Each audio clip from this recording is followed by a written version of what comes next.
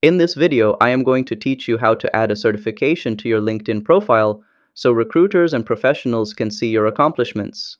Adding certifications boosts your credibility and makes your profile stand out. Let's get started.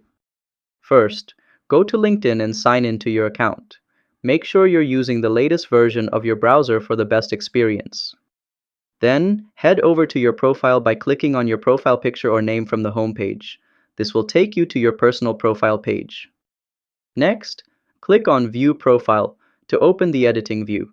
This allows you to make changes or add new information to your profile. After that, scroll down to the Licenses and Certifications section and click the plus button. If the section isn't visible, you can add it by clicking Add Profile section.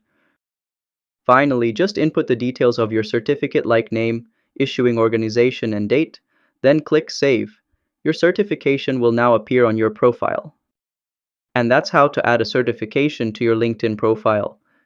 If this was helpful, like the video and subscribe to How to Tutor for more quick and easy tutorials. See you next time!